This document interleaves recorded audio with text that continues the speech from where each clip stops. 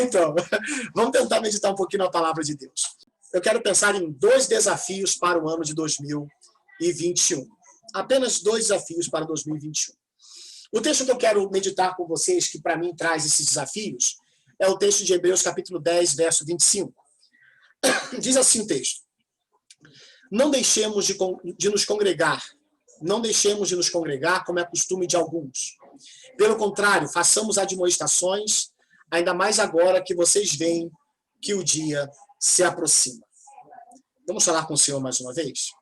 Feche seus olhos, falemos com o Senhor. Pai querido, por graça e misericórdia, dá-nos uma porção mais da Tua palavra para terminarmos esse ano e começarmos bem o ano que vem. Trabalhe o nosso coração para Te ouvir de fato, em nome de Jesus. Amém. Muito bem.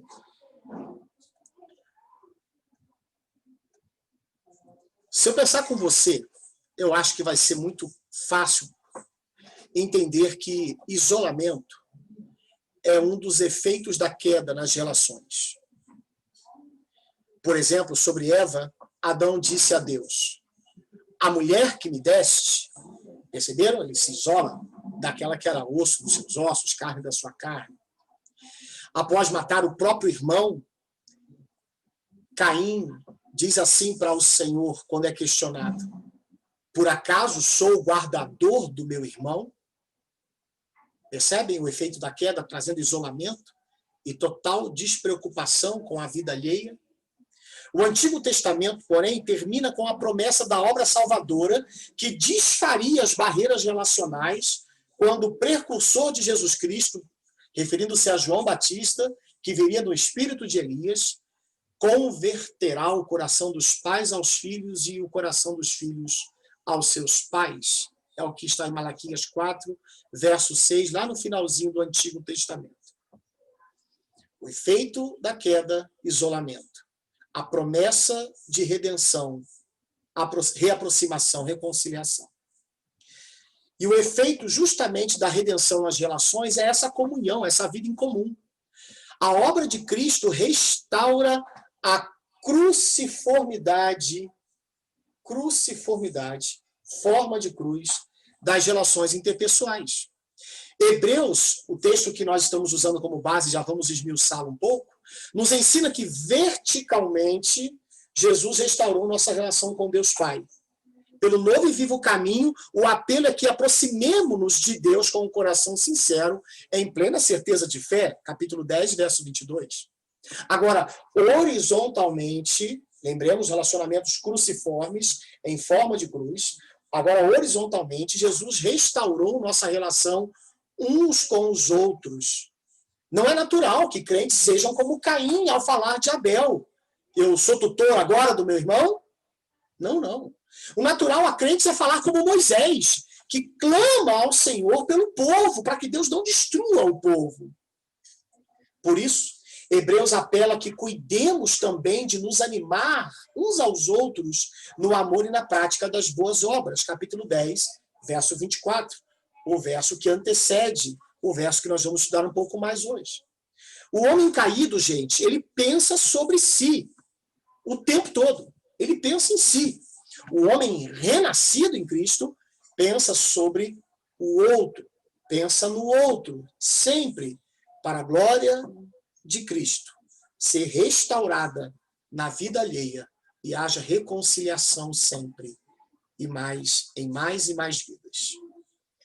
Diante de tais verdades que a gente pensa aqui agora, e num contexto que favorece tanto o isolamento como o novo normal para todos, é uma preocupação que tantos estão tendo nesse tempo, de que a gente tenha se acostumado a viver isolados, acostumado a viver diante de telas, acostumado a viver de ligações, de videochamadas, ou apenas de mensagens de texto, mensagens de áudio. Nesse tempo em que tantos estão tão preocupados com o fim das relações, o que tem sido uma realidade para muita gente. Ontem eu conversava com um pastor que dizia: nossa igreja tem lugar para 180 pessoas, mas não chega nem a 50, sendo que vários que moram perto da igreja e que estão habilitados a estarem presentes dentro de todos os protocolos de cuidado, não querem estar. Eles vão a quaisquer outros lugares, mas eles dizem que não querem ir à igreja. E aparenta-se, tirando outras variantes para isso, legítimas inclusive, parece que surge um movimento de Cristo sim, comunhão sim, virtual sim, presencial para quê? Para que ter que se mexer para chegar ao outro?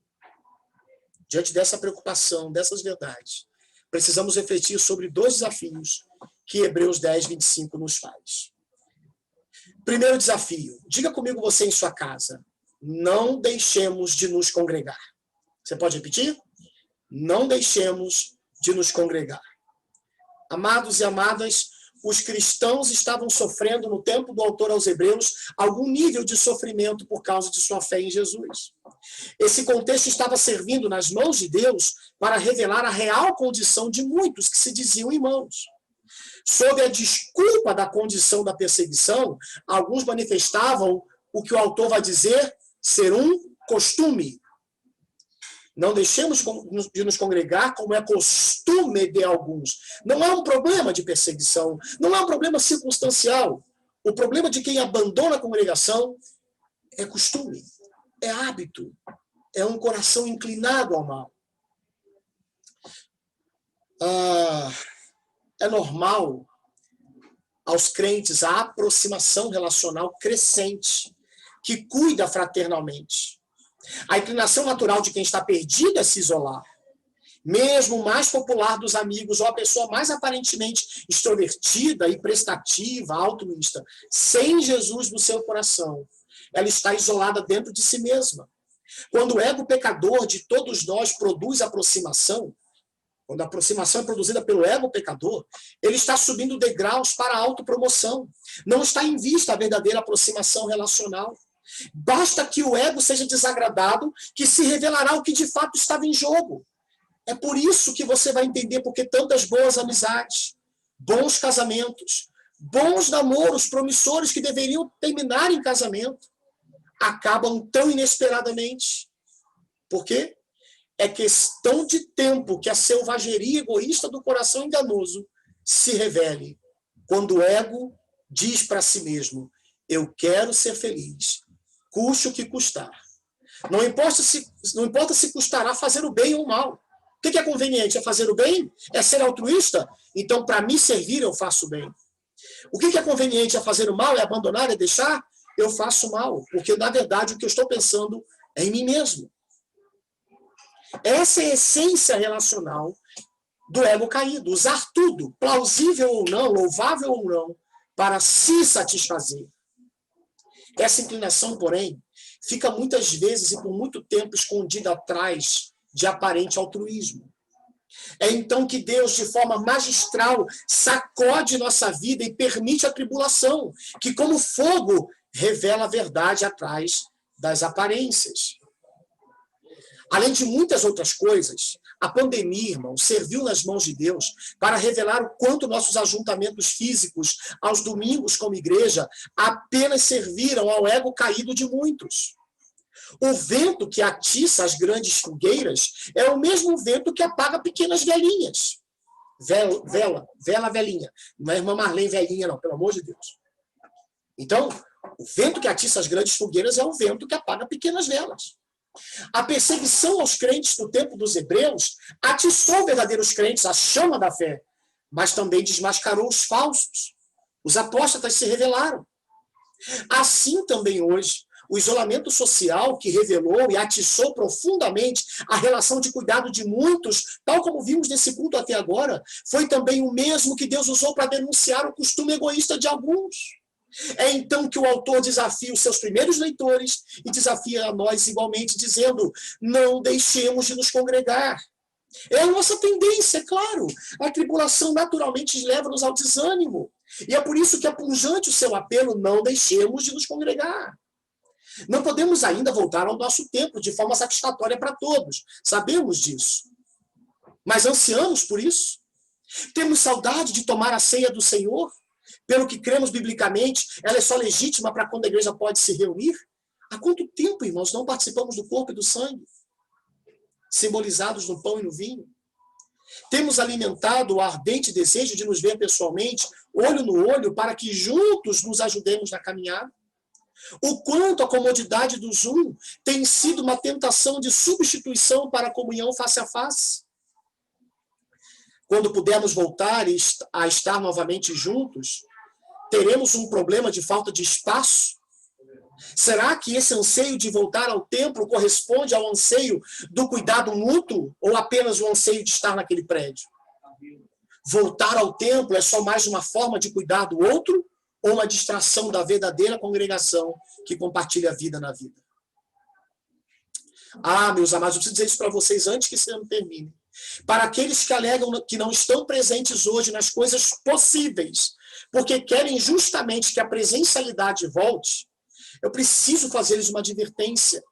Não deixemos de congregarmos nesse tempo com o que é possível, porque não faz sentido abandonar o que é possível por querer o ideal. Por exemplo, pensa comigo. Quem de nós hoje diria que seu casamento é ideal e que não precisa crescer em nada? Certamente todos os casamentos precisam crescer. Mas isso justifica a separação ou esfriamento matrimonial? Quem diria hoje que seus filhos são exatamente o que desejam e que eles não precisam em nada ser educados mais, pois já chegaram ao topo? Certamente queremos que o Senhor faça nossos filhos melhores amanhã do que são hoje. Mas não serem perfeitos agora justifica abandoná-los? Em sã consciência, quem diria que está pronto pessoalmente, não precisando se desenvolver em nada? É óbvio que todos nós temos desafios pessoais ainda não vencidos em 2020. Mas saber que ainda não somos como deveríamos justifica dar cabo da nossa própria vida? Todos nós convivemos com defeitos no casamento, na relação com os filhos, na própria relação com a gente mesmo. A comunhão da igreja, amados, hoje não é ideal, é claro. E na verdade ela nunca foi, só será no céu. Se a lógica de não estar hoje no que é possível na virtualidade, por desejar o ideal de estar presente fisicamente no templo, for levada até o final, o correto seria abandonar toda a comunhão possível na terra, porque o ideal só acontece no céu. Isso é um absurdo. Então, precisamos ver como estamos apontando para o ideal futuro de congraçamento dos irmãos por meio do que é possível para cada fase da vida. A prova de que desejamos hoje a aproximação presencial dos irmãos está no quanto nos agarramos às possibilidades do presente. Abandono não mostra amor, mas a ausência do amor. Os primeiros leitores de Hebreus tinham suas dores e nós temos as nossas. E por isso mesmo faz ainda mais sentido ouvir o primeiro desafio de Hebreus para eles e para nós. Diga comigo mais uma vez, não deixemos de nos congregar. Mais uma vez, não deixemos de nos congregar. Segundo desafio, para terminar. Pastor, 5 minutos, se vira. Encorajemo-nos uns aos outros. Diga isso comigo. Encorajemo-nos uns aos outros. Está com alguém perto? Diga aí. Encorajemo-nos uns aos outros. O primeiro desafio é negativo, não deixar de nos congregar. O segundo é positivo, ser proativo no encorajamento. O autor usa uma palavra que pode significar chamar ao lado, convocar, convidar, chamar para socorrer, apelar, implorar, suplicar, consolar, conciliar e mais uma meia dúzia. No contexto de Hebreus, quando ele fala de encorajemos-nos uns aos outros, significa confortemos, injetemos coragem. Encorajamento aqui não é um acidente, mas uma atitude intencional, proposital. Não se deixa acontecer, se busca realizar proativamente. Nesse caso, há um fator intensificador. Jesus está voltando, amados. Esse tempo mostra que há uma porta se abrindo e um rei dos reis à porta, esperando apenas a ordem do Senhor. Pai, para que ele venha. O propósito final da redenção é unir gente de todo o povo, tribo, língua e nação nessa glória celeste que há de se revelar. O texto nos diz que o dia para que isso ocorra está próximo. Logo, se almejamos o ideal da comunhão celestial perfeita, precisamos trabalhar por ela agora, sendo proativos no encorajamento mútuo. O argumento do autor é pujante, é forte, é intenso. Não basta não deixar de congregar, precisamos trabalhar fervorosamente para encorajar uns aos outros ainda mais quando vemos que se aproxima o dia da volta de Cristo. Nosso estado de não glorificados, ou seja, de ainda pecadores, faz com que naturalmente desanimemos. Sim, precisamos, portanto, de encorajamento. A relação com Deus e com o próximo precisa de constante manutenção, pois o pecado tende a deteriorar nossa comunhão. No mínimo, a gente se esfria. Muitas vezes, infelizmente, chegamos até a guerrear uns contra os outros. E é sabendo disso que Paulo nos insta a que nos esforcemos diligentemente por preservar a unidade. A congregação dos crentes, portanto, ela vai além e muito além de encontros pessoais ou virtuais, presenciais ou virtuais. A congregação se traduz na iniciativa do cuidado, que se coloca ao lado para ajudar na caminhada toda. Nesse caso, meus ouvintes, solteiros, casados, pais, avós, viúvos, irmãos, filhos, parentes, estudantes, trabalhadores, desempregados, enfermos, sãos, endividados, abastados, recém-chegados, membros fundadores, crianças, idosos, não importa. Todos precisam de todos em todas as fases e funções da vida, até que a morte chegue para cada um de nós, ou até que Cristo volte para todos. E por isso eu concluo dizendo para vocês, nos meus 2 minutos restantes, o que fazer diante desses desafios? Você tem noção de que Jesus veio se entregar pela igreja? É claro para você que ele voltará para buscar somente a igreja? Então, qual é a sua relação com o corpo de Cristo? Ele mesmo determinou o meio de fazer parte dela e de fazer discípulos, batizando-os e ensinando-os a guardar todas as coisas que eu nos tenho ordenado. Você precisa, se não passou pelas águas batismais, ser batizado e aprender da palavra. Isso acontece no seio da igreja, aquela por quem Cristo morreu e por quem ele haverá de voltar para buscar. Finalmente, você está lutando para não se distanciar da congregação. Você está buscando crescer no encorajamento de outros dia após dia. O quanto sua vida como igreja agora sinaliza para o que você será como igreja na glória celeste. Eu espero que o vento da aprovação desse tempo atice a fogueira da congregação no seu coração e do encorajamento para um 2021 cheio de vida compartilhada, até que a nossa vida cesse, ou até que Cristo volte. Amém? Feliz Ano Novo! Desejo a vocês um ano cheio de comunhão, um ano cheio de encorajamento para a glória de Deus. Que pena não poder abraçar vocês. Recebam aí o calor humano. Feliz Ano Novo para todos.